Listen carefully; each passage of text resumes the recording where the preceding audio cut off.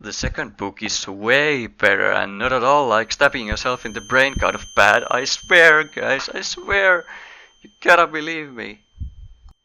Even though the first book left so many unanswered questions, like what was the end goal of Lord Fowl, and was the land really just a dream, or how will Thomas cope?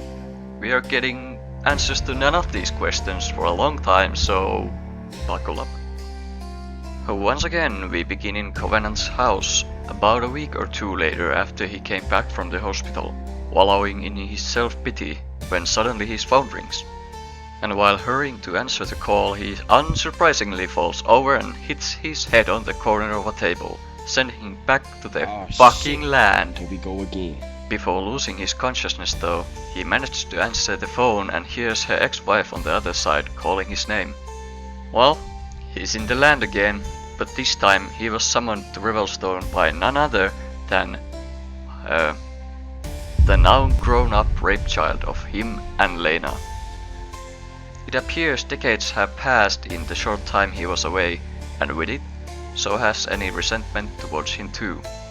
Thomas gets helped up, and he goes on a tirade how they have no right to summon him whenever they please, almost punching Elena.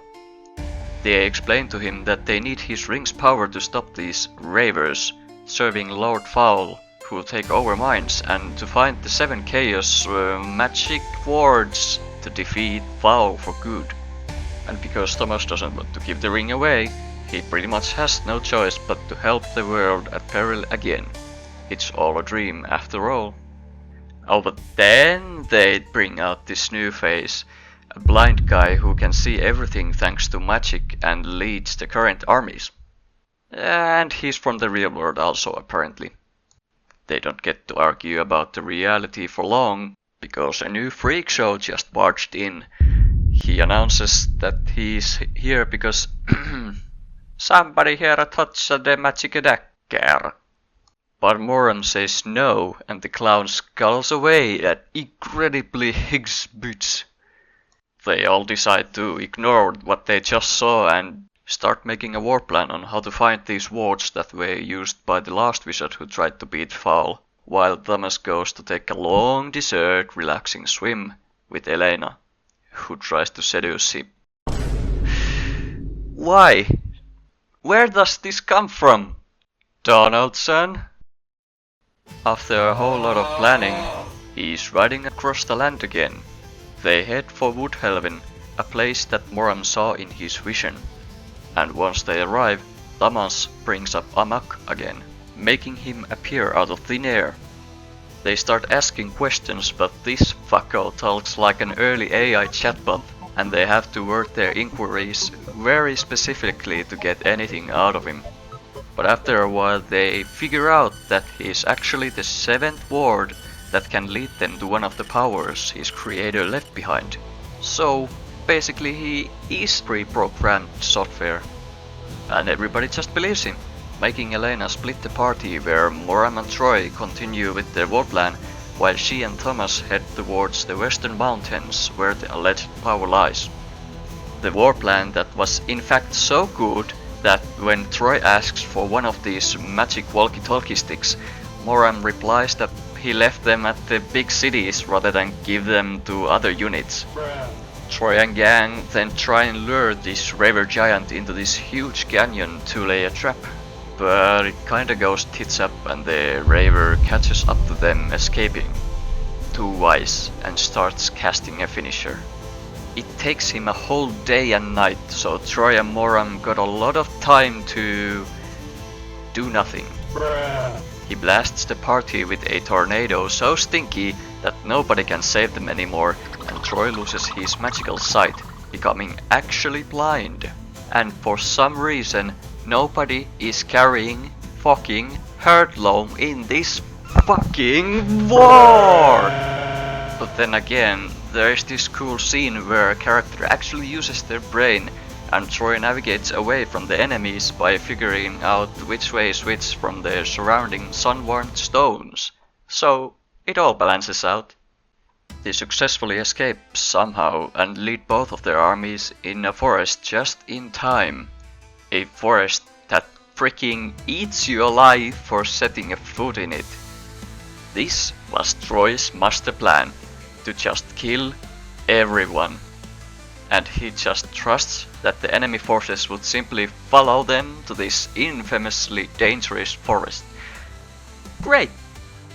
But Moran comes to save the day and asks the spirits of the forest to let them through unscathed, with a pretty please and sugar on top. And it works, so no harm done, right? And after the driver sees them pass through unharmed, he follows them, because I guess why not, and gets insta-kipped along with his Erwiles. They won! And now they're safe. Well, what's going on with Thomas and Lena? During night, Oh my god, bro. Oh, hell no, man. What the fuck? even though Elena had some incestuous intentions, Thomas decides to set some boundaries in his dreams and doesn't give in to his urges. And during days, they are losing their minds over Amok GPT and the two Haruchai guards, while these emotionless, long-living warrior tribe, making communication between everyone super awkward. Suddenly, Amok stops on his tracks, and after talking in circles with Elena for a while, he reveals they need a password, and the password hint is the seventh word's name. She tries to get the answer out of him for 2 whole days, basically just by asking for the answer over and over, and Covenant just watches right next to them. Classic Thomas. Well, since this is the second book, we need twice the cool scenes, and Thomas here is about to break his do-nothing streak.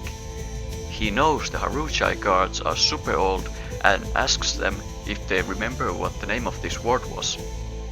They say yes, they knew all this time, but don't trust Amok. Then Thomas goes full Ace Attorney mode and questions their loyalty to the current High Lord Elena if they won't help. They gain the password, word of command, and basically skip all the other 6 wards they were supposed to have, and honestly, that's pretty based. They proceed inside the mountain following Amok, but of course Thomas had to be carried. On their way, they learn that the power of command basically gives them one wish who drinks the sap of this powerful root, but Thomas starts getting a bad feeling about this. He says to Elena that they need to think about the command very carefully, but instead Elena is confident that she's got this, drinks the sap right away, and wishes that the old wizard's Jedi ghost who fought Lord Fowl all those years ago gets resurrected and flies to destroy Lord Fowl once and for all. You know, the same wizard who failed to kill him with a nuke, only destroying the land mostly. Not only does he immediately call Elena a fool for breaking the law of death, but his fight against Fowl also backfires spectacularly when he basically gets returned back to sender by Foul's powerful magic. And it doesn't end there. Kevin destroys the whole mountain in order to kill Elena, and Thomas runs away the moment he sees a way out, also leaving the Staff of Love behind. As Thomas then starts wandering around outside, he just so happens to run into Troy and friends. Troy says he had to pay the victory with his own life, becoming one with the forest, and tells Thomas to search for him in the real world, since he can't come. Return. But before they get to do much else, Elena is killed off screen, thus the summoning reverses once more. In the real world, Thomas wakes up next to his phone, picks it up, hearing the hang-up tone. Now this was way more like it.